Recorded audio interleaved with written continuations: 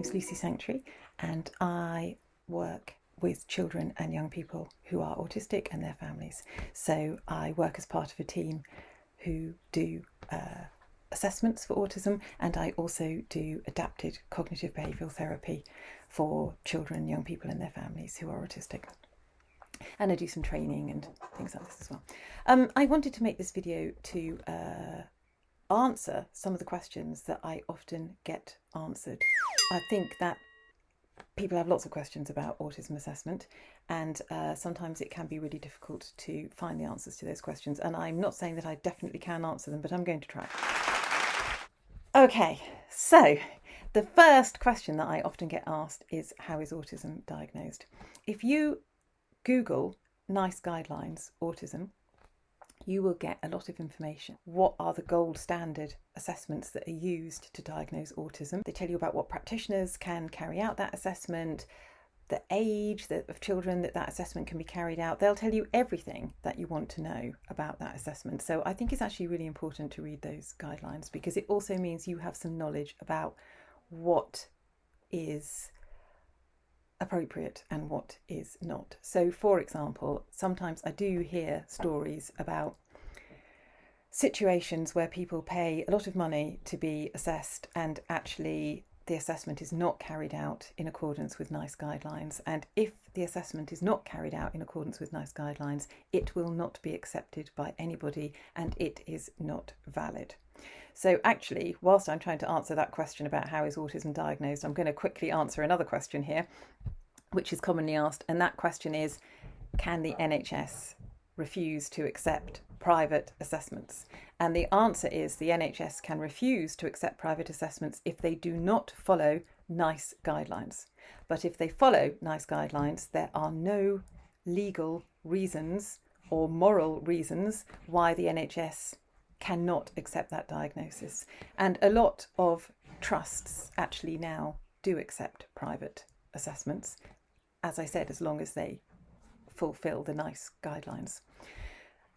Sometimes it does happen, unfortunately, that trusts say, no, we will only accept a diagnosis if it's carried out by our team, so you will have to put your child back on the waiting list and wait another X years before someone can do it. I mean, I think that can be challenged quite easily, because if it's just a bit of a nonsense, really, isn't it? You know, why it's taking away freedom of choice for parents. Obviously, if you have to wait, let's say 3-4 years, which a lot of waiting lists, that's how long they are, that can do so much damage to a family and to a young person if they have to wait that long to know, and also can make it very hard for schools. You know, it's very difficult because I know not everybody can afford to have a private assessment done, and I know that this is a very difficult topic to discuss, and there's lots of different ways of looking at it.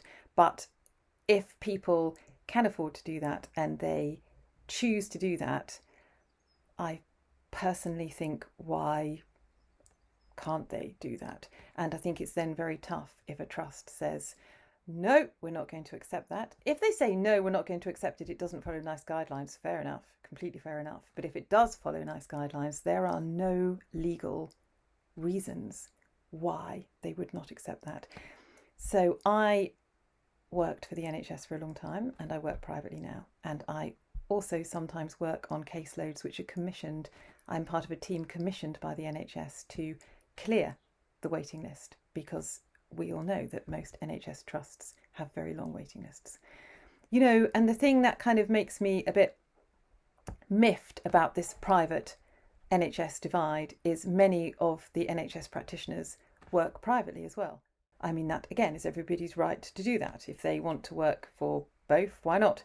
But it sort of makes me a bit confused if you have people who say, we only accept NHS assessments, but they are actually working privately as well. I think, well, that I can't really see where you're coming from for that. So there's a lot of contradictions, and it's messy.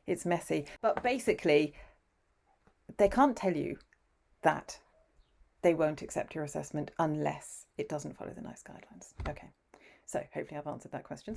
I often get asked, can schools say we don't accept private assessments? I have come across this once or twice, where schools say to parents, so parents have been waiting for a long time, their child is really struggling, is really suffering, they decide to go ahead and do this privately. They pay a lot of money to have it done privately. And then I have, as I said, once or twice had schools that say to them, no, the NHS will never accept this, and nor will we, and we're not going to do anything that this report recommends because you had it done privately.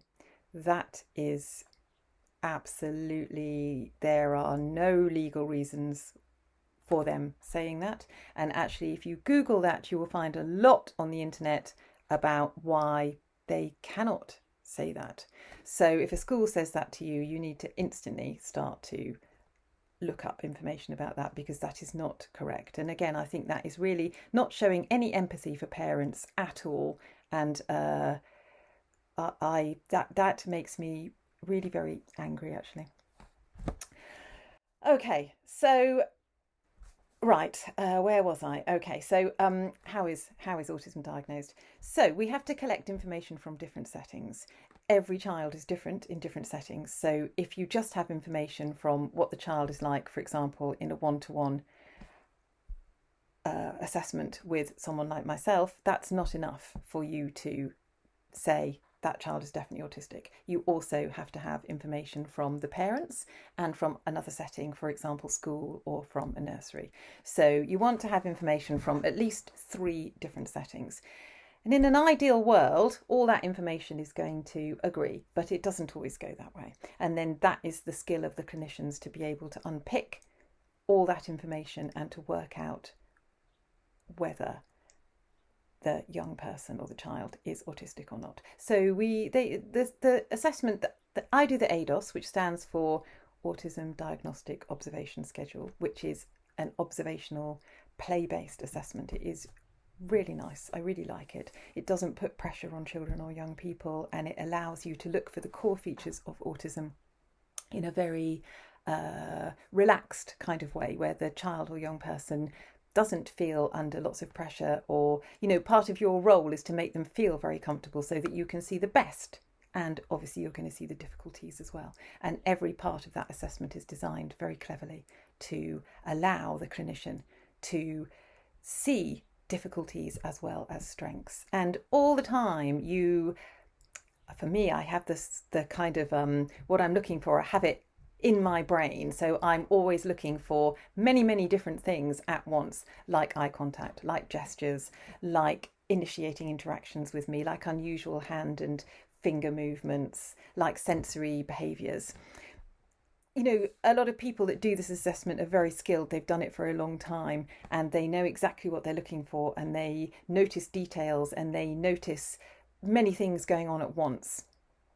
And so that it's a very interesting assessment to do as a clinician, as well as enjoyable for children and young people to do, and for the clinician. I enjoy doing it as well. I think, you know, it uses a lot of your skills as a clinician. You have a chance to use all your knowledge and experience, and also to really focus on the individual and kind of see if they're autistic, to see what that looks like in them, which is really, I always try to make my reports very much reflecting that individual. I try to make them not generic, because as far as I'm concerned, there's nothing generic about autism at all. Every single person who's autistic is an individual, is their own person, and I look for that and I try to express that in my reports. So there's that bit that I do. Then there's the information from school or nursery. So usually we send out questionnaires, or, you know, something for an information gathering tool for them to fill in and to send back to us. And that will, of course, be looking for core features of autism as well. It'll be asking questions which are very specific to what we want to know, because there is a diagnostic criteria that we're following.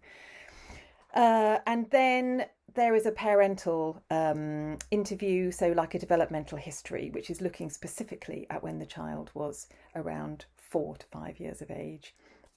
And the questions that the consultant or the psychologist or whoever does the ADI or the DISCO, if it is, there's 2 different tools that consultants and psychologists or whoever's doing the ADI, the developmental history, use. One is the DISCO, which is a tool that was designed by the National Autistic Society, and the other is something called the ADI. So they are asking specific questions which relate to the diagnostic criteria, and whoever is doing the ADOS is looking for the same information live. So they run parallel to each other, if that makes sense. So then for the ADOS, you can score what you see, and for the developmental history, you can score what you see. And there is a threshold for the scores. I think this is a bit tricky because we've learnt a lot now about girls and camouflaging autistic differences, and actually this does happen in boys as well. And once upon a time, if a girl scored below the threshold, then people would say, oh, well, she's clearly not autistic. But we know that that is not always the case, and that some girls and some boys are so good at camouflaging those differences that actually that's where you also need, and even if you do have very experienced clinicians doing the assessments, it can be very hard sometimes. So all the other sources of information are really, really important in those situations as well. So then we put all that information together and reach a diagnostic conclusion, and that is how the assessment is done. And so usually the parent history is taken by a consultant or a psychiatrist or a psychologist, and the ADOS is usually done either by a psychologist or an occupational therapist or a speech and language therapist like me. But now sometimes as well nurses do this as well, and other professions do it too. And you know, you want to have more than one discipline. So you want to have a consultant, a speech and language, and then the information from school. So you've got it coming from different sources. You've got different professionals involved in that assessment: teachers, doctors, therapists. So in some services or in some organisations who clear NHS waiting lists, they often have two clinicians doing the ADOS and then one person doing the developmental history. So there's slightly different ways of doing that. But that is how it is done. Okay, so one last, maybe I'll come to that question in a minute. So then when the assessment has been done, everybody writes up the reports, they put them together, and they put recommendations there as well. So some people say, what's the difference then between an NHS assessment and a private assessment? Well, I think one of the differences is time. So if you have a private assessment, more time will be spent on actually doing the assessment. The report will be longer, the report will be more detailed, it'll be more specific. The recommendations will be bespoke because the practitioners have more time to put into that assessment. I can't answer the question of whether it is better or not. That's a different question, isn't it? But often time is a factor that makes a difference there. And the cost, well, the cost varies. It can be very, very expensive. So I think, again, that's a bit tricky for me to answer that question. I think probably the cost varies from between round about the lowest price that I've ever come across was probably around about 1,600, and the highest that I ever came across was 4,000. So, you know, there's a kind of range there. When I do private assessments, I also contact the school. So I always have a Zoom meeting with school or nursery and the parents. So I do the ADOS, the consultant does the ADI. We get the information from the school, but then I, as I said, have a Zoom call afterwards with parents and school to talk through what's happening at school or nursery, to explain, help the school or nursery understand the child a little bit more, and for us to work together to think how to support the child in that setting. They can tell me what they're finding really difficult. We can relate that to autism where it's relevant, and then think of what might help the nursery and the parents and the child or young person. I hope that all that makes sense. Sorry, it was a bit muddled up there, wasn't it? But I hope that helps answer some of those the questions that I very often hear.